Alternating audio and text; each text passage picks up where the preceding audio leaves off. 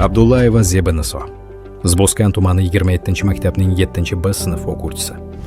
Zeba Niso sportning boks turi bo'yicha Osiyo chempionatida oltin medalni qo'lga kiritib, oliy o'rin sohibasiga aylandi.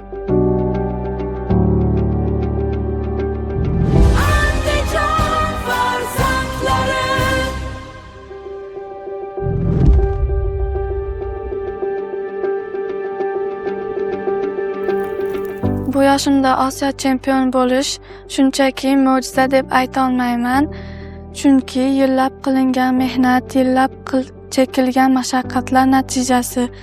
Men bu natijaga erishish uchun ozmuncha harakat qilganim yo'q. Ba'zi vaqtlarda kuni bo'yi to'xtovsiz shug'ullanishimga ham to'g'ri kelardi.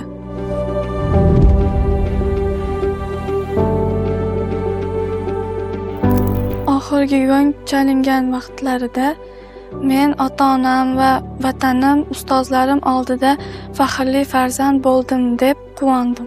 Chunki ular menga ishonishgandi va men ularning ishonchini oqladim va men buni epladim.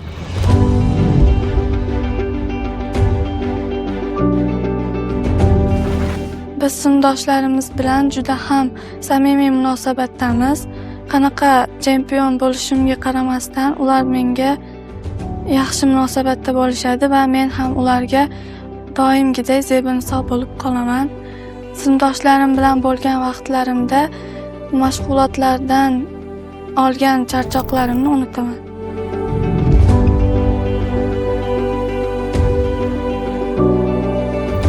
Albatta bu his va o'ylar meni ko'proq ruhlantiradi hamda kuchimga kuch qo'shadi va boshqa sportchilarni vatanimiz bayrog'ini ko'klarga ko'targanini ko'rganimda orzu qilardim va jang vaqtida g'olib bo'lsam vatanim bayrog'ini ko'klarga ko'tarishni orzu qilardim.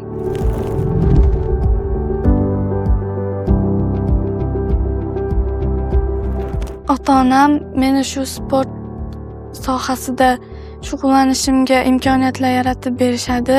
Ushbu yutuqlarga erishishimda ota-onamning roli juda ham katta. Chunki sport bilan shug'ullanishimga har qanday sharoitni yaratib berishadi va qo'llab-quvvatlashadi.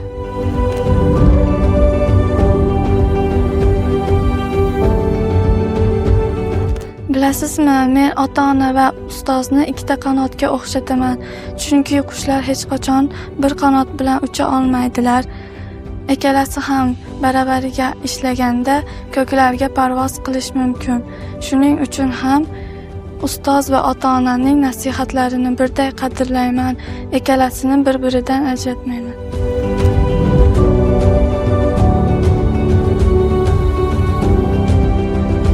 Mening maqsadim aniqligi uchun bugungi natijalarimga erisha oldim va bundan keyingi natijalarim jahon va olimpiada musobaqalarida ham faxrli birinchi o'rinni egallash. Ushbu natijalarga erishishimda ota-onamni, maktabdagi ustozlarimni, sport murabbiylarimni o'rni juda ham katta. Qolaversa prezidentimizning bizga berayotgan imkoniyatlari hamda ishonchi menga yana ham kuch beradi va men bu ishonchni albatta oqlayman.